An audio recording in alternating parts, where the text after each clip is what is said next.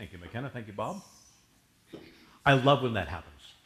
I know singers don't, I've but never I had love it happen quite that bad, but you know what? Hey, it. It happens. the ear's funny. The recording's in a different key, and I get the relative pitch in my ears, so anyway. This is a really great illustration of I can always begin again. Yes, that's right. Okay, the key. Okay, fine. Okay.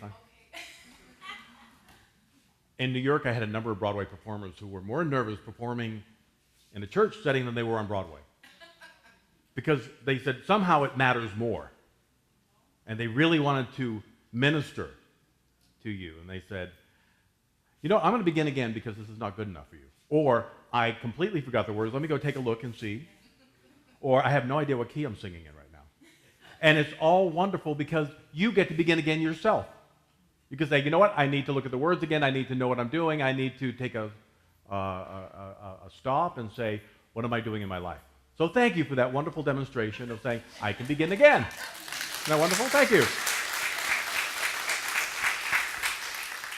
So before I left New York, I got a lot of theater shoved into a few days. And I saw some really wonderful, one of the most wonderful things I saw was Sean Hayes in a play from Will and Grace, in a play called An Act of God. Sean Hayes played God. Yes, you can imagine. And he had two angels on either side. He had Gabriel and he had Michael, who went through the audience and said, McKenna has a question. She didn't ask the question, but she said, this is her question, because Michael's psychic and knows all things. So one of the questions that Michael had for God was, why are we here? Why are we here? And God thought about it and said, the reason why we're here is because you couldn't get tickets for Hamilton.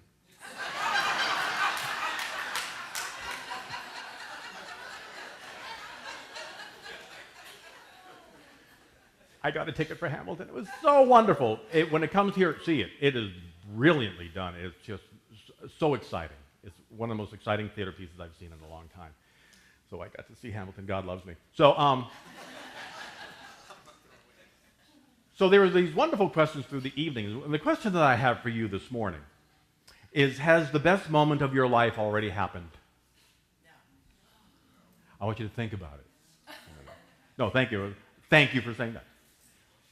Has it happened? Sometimes we go along and we think, oh, that was really wonderful when I was a kid or when I was 20 or I graduated from college or my first stuff. And we think at some point, well, it's already seemed to happen because nothing really seems to be going on right now. So the good days or the good moments seem to have already gone by. Do you think that the days, the weeks, the months that were really great are no longer to be found? I don't think the answer depends on age either. I know many people who are over 60, 70, 80 who believe that the best times are yet to come, and quite a few younger people are a little more pessimistic about anything good ever happening for them. We see that on the news a lot. Younger people saying, I've graduated from college, I have this much debt, what am I going to do with my life? There doesn't seem to be anything for me out there. The answer to the question, has the best moment of your life happened yet, is no. Of course not. Of course not. How do we know that? Because you're still here. If you're still here, the now moment is the best moment that you have. Right now is filled with possibilities that you, as an aware spiritual being having this wonderful human adventure, are open and receptive, then it's ripe to become whatever you desire it to be, and please do not use age as an excuse. How old was Grandma Moses when she began painting? Late 80s, I think. George Burns won an Oscar at 90-something. What's your excuse? You have none. They said, oh, it already happened. I'll just sit here. Ugh. You know that sound we make when we get out of the chair? Stop making that sound. You're just making that sound to be annoying. I discovered I did that the other day. I got up and I said, oh, please. Please. So I said, I'm going to do it again. I directed myself, and I got up without a sound. I said, I don't have to do that. That's just something that we hear, or we think, oh, maybe my leg hurts today. I don't have to make a sound. I can bless my leg and move on with it. And know that good is right here. So whatever you desire is right here waiting for you to say yes to it. Because whatever a powerful being of God says, with emotion, with faith, with enthusiasm, is obeyed by the universe. The universe has been obeying your every word you have with power and enthusiasm and energy. Sometimes people say, you're so energetic up there. I said, because I'm really excited about this stuff. I really want all of us to understand when we get excited about what we're here to do, it will show up. So my life is wonderful and I can't wait to see what's going to happen next, or my life is awful, nothing ever happens and nothing ever will. They're both recorded energetically in the universal airwaves. Whatever we put out with energy, the universe says, okay. Nothing's ever going to happen for you? Oh, a weird prayer, but okay. Whatever you say. If you think life is really wonderful and good and exciting and creative, oh, get ready, it's going to be. It is. That positive or negative message is returned into your life as you have emotionally sent it forth, and it comes back 10 times. So whenever we say, I don't know why all this is happening, check your words. What have you been telling everybody all day long, all week long, all life long? Scripture says, you shall decree a thing, and it will be established for you. Very simple, no small print there. What you decree and affirm with power comes back. To have the life we really want, we have to change the words that we're speaking all the time. We have to change our belief. What do I think about life? What do I think life has to be? I've known people through the years. I've been doing this work now 25 years, and I've known people in their 80s and 90s who can tell me where Charles Fillmore said something in Talks on Truth, and yet I hear them complaining all day long. Like, have you read Charles Fillmore in Talks on Truth? We don't. We disconnect them. We have a great knowledge of unity, and yet we can't seem to practice it sometimes. Here, we practice it wonderfully. Oh, we smell good, we look good, everything's great. Thank you. I affirm good for you. And then we get to the parking lot, we get on our phone and forget about it. Do you know what he talked about today? You won't believe what she was wearing today. And then the morning's shot. We are affirming something completely contrary to what we just affirmed here. We need to keep what we're affirming and living and celebrating here all week long. And that's why we have classes. That's why we have workshops. That's why we do this, because it's hard to remember during the week. Why we come here every single Sunday. To remember this truth, to bring us through the week. To say, no matter what's going on there, God's got this. I affirm and know that God is at work, and I can't wait to see how God's working this one because I have no idea. I see this, oh, okay, here's another opportunity. As Edwin Gaines would say, God, that's great. You're getting an audit. Oh, God, that's great. Your child calls and says, you're not going to believe what happened. Oh, well, maybe you don't want to tell her that. But inside you're going, oh, that's great. This is a wonderful opportunity for growth. So we have to change. We have to be willing to change and grow and expand ourselves. Change is one of the scariest things in the world.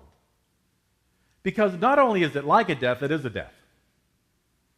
It's releasing something from our lives that is dying. As Paul said, we have to die daily to ourselves. And this is what he means. Get rid of the old things that don't work anymore. Every time you change something, even something good and necessary, something in you dies. And that's the truth on life, the truth of life on planet Earth. And really, it's a good thing, even though it hurts. It hurts to grow. It hurts to let go of things that we've been used to, and we think we're not going to survive the change, and we do. Look, you're here, right? You survived all the changes you went through, and you're here. Cells in us are always dying. If they didn't, we'd die. We can't keep accepting all the new cells unless we release some of the old ones. So you are surviving. You will and you are surviving every single day when you put your trust in the universal good that is within you waiting to come forth. When you pick a mate to marry or commit to, your other potential commitments end. So you have made a change and you decided, here's where I'm going to go with it now. The word decision is interesting. It comes from the same root as the word scissors. It means to cut something out and to make a choice, to make a decision. So I'm deciding for here and I'm cutting this out.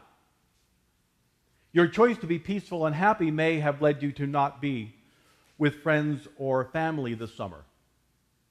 You say, I deserve and need to be happy. Oh, I see.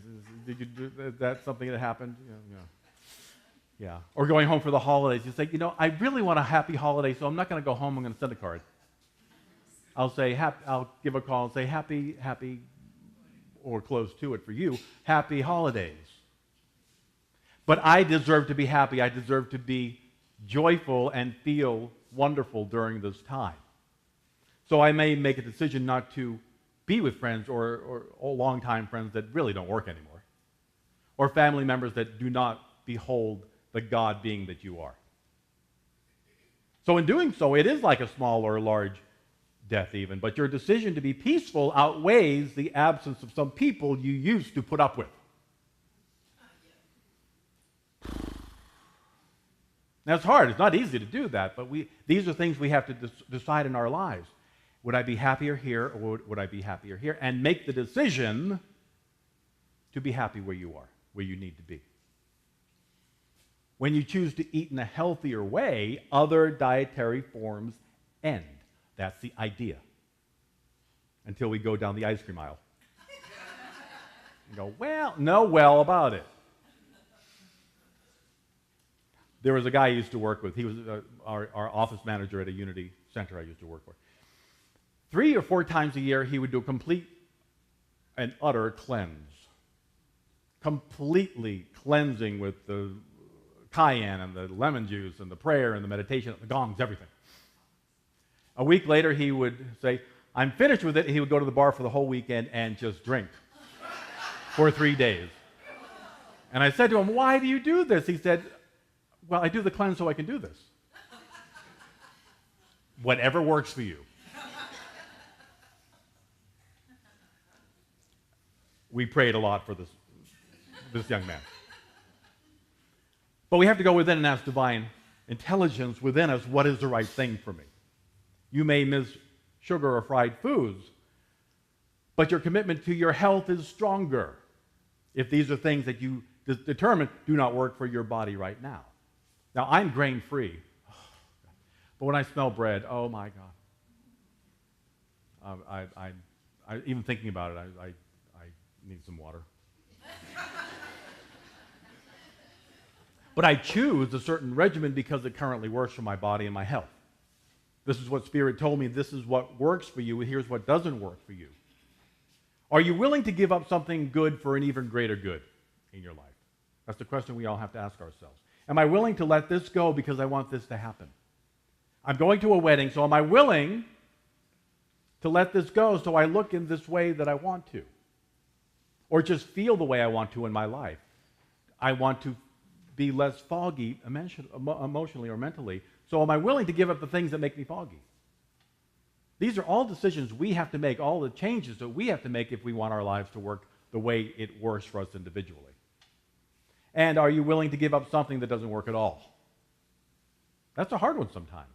Again, with family and friends and other things that we have had in our lives, sometimes these things don't work, but we just keep it out of habit. Even though releasing may be downright painful and leading you to think, I'll never be happy again if this thing isn't in my life, we have to change that and say, I am going to be happy. I'm going to be happier when I don't have this, which is weighing me down. Addictions are hard to release, but they have to be released for us to have the full, wonderful life that we're looking to live.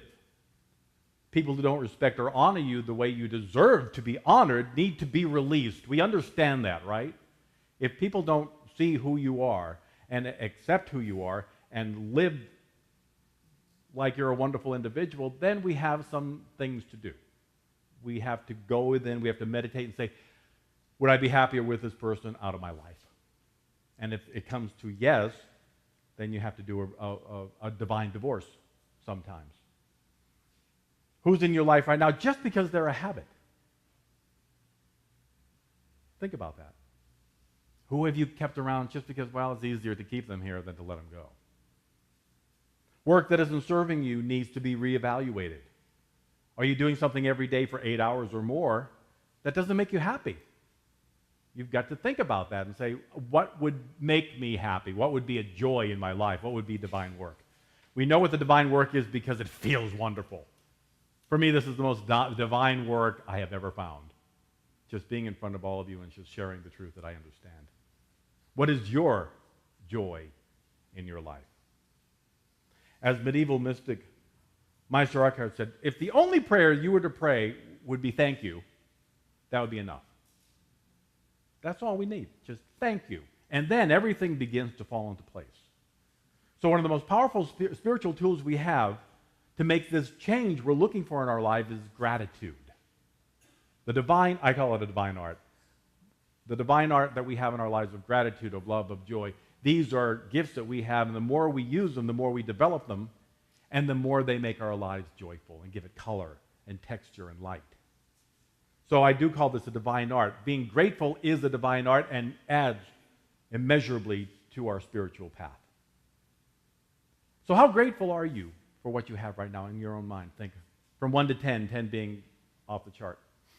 How grateful are you for your life? Judy read a few minutes ago that our elder brother facilitated the healing of 10 lepers. Only one returned to say thank you. He was the only one that got a permanent healing. Now, I've always found the scripture to be curious. Well, when I was in Sunday school, I heard he healed 10 lepers. I went, cool. Later, I learned what they were lepers. I like the other story better in my own mind. 10 lepers, oh my God. Sunday school. So I was thinking, if all the lepers were healed, what happened to the other 9? What did they do differently than the one that was permanently healed? And I thought, well, if Jesus facilitated it, certainly the healings were permanent, but apparently not. So this very important reminder that Jesus didn't do healing. He didn't do healing. He said, this is the energy from the universe, from God. I don't do it. I myself do nothing. This is all God. He said, don't worship me. Stop doing that. When you see God working through me, it says in John 25, when you see God working through me, this is not me. It's God. Same as you. When you know this, greater will you do. So 10 people got the power moving through them, and one came back to say thank you for doing that. Well, I guess the other 9, just thinking about why the healing wasn't permanent, maybe the habit of being ill was too great for them. Maybe they got a lot out of being sick. Perhaps people did a lot of things for them. And now that they are well, oh my gosh, now I have to do something with my life. Maybe they didn't like that idea.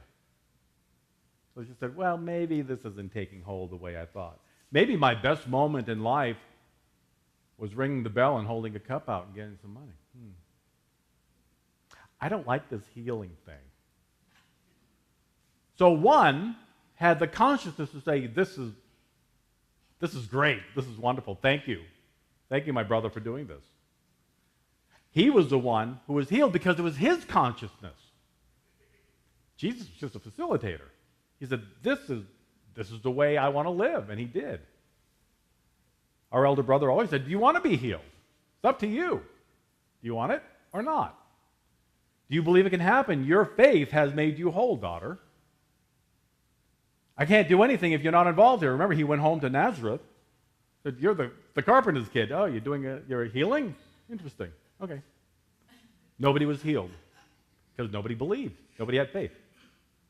He said, rejoice and be glad. Give thanks always and watch it come forth. When you give thanks, you're drawing into your consciousness the permanent healing, abundance, success, love, joy, whatever it is you're looking for, it's all right here. But saying thank you and being grateful opens it up. and makes it yours forever. It becomes a part of your life forever. Joyful, loving gratitude lifts your divine vibration rate where you're meeting the universal energy of all this good. When we're down here, we can't do it. We have to lift ourselves up in joy, gratitude, love, peace, all the good. Giving thanks makes your ideas of health, wealth, love, success, and peace a physical reality in your life, not just a good divine idea. Not something that we keep wishing would happen. Wishing keeps everything away. Wishing says, oh, gee, I wish I could have that. Affirming and knowing means I already have it. It's already here. Thank you, God. I can't wait to see how you're going to work this one out. But it's going to be good. It's going to be fun. It's going to be great. There was a woman in Silent Unity that when I worked in the telephone prayer room for a number of years. And there was a woman there who was an ex-nun. She was a really interesting woman. She had the best prayer consciousness I've ever met, and she was the strangest person I ever met, too. Sometimes she was she was E.T., she was from another planet. But her energy was just, I loved being in her energy. I didn't enjoy the garlic that she ate all day long, but I loved being in her energy. She was just really wonderful. The next day she came in and she said, Paul, I had this amazing experience last night. I said, well, tell me all about it. She said she was talking with her husband and she reached into the refrigerator for water and she took out the water and she drank it all down because she was really thirsty. And she said, I realized it had a weird taste. And I looked and she said it was food-grade hydrogen peroxide. And she said, honey, I think I need to go to the hospital. He said, okay, let me get the keys. And so they drove off to the hospital and she said there was really a very, if you put a little on your finger, it burns. I said, why did you have that in the water pitcher? She said, that's a different story altogether. I'll tell you that one later. But she said, right, I was driving down. She said, I really felt my life energy ebbing and flowing and ebbing. And I felt like I was going to transition 3 times on the way to the hospital. And she said, my affirmation was, I call this good. I am grateful for my health now. I call this good. I am grateful for my health now. She said she lost consciousness for a few seconds. I am grateful for. So they went in, they pumped her stomach out. And the doctor came to her with a report and saying, okay, I've never seen anything like this. This was food-grade hydrogen peroxide. You should be burned inside and you have nothing wrong with you. It was like you drank water. She says, I know. I called it good. And he went, oh, okay. Unity, people. Okay, fine. She said, I knew the truth, and it could not affect me. I refused to let it affect me. I called it good, and I gave thanks for healing right then at that moment. And this is what we need to do. We need to be grateful right now. No matter what's going on in your life, you're here. You're among people who love you. You have a spiritual family here. Rely on them. I don't ever want to hear a metaphysical malpractice going on here at this unity. Which means when somebody comes to you and they're in pain or they need a prayer, well, here's an affirmation you should do. What are you holding in consciousness about that? I don't ever want to hear that. This is the place to come when you're not feeling well. This is the place to come when you're angry, when you're hurting. To come find the love within you and around you. This is your spiritual home. Don't ever not show up because you're not feeling well. This is the place to heal. We get it? Yeah. Yeah. 5 people get it. Know that. This is the place. You are not going to be badgered. Metaphysical malpractice is a new version of the old fundamentalist idea. The only thing missing from what are you holding your consciousness about that is the word sinner. Let's drop that. We're all here because we're all on a journey.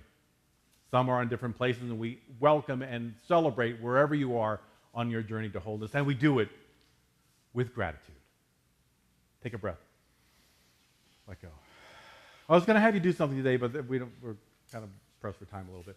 So your assignment is to go home, and I want you to write a thank you note to the universe. God, creative spirit, whatever your word for that is. And I want you to write 10 things you're grateful for today. What 10 things? It should only take 30 seconds. You should have 10 things immediately available that you're grateful for, if not 25 or 50 or 100.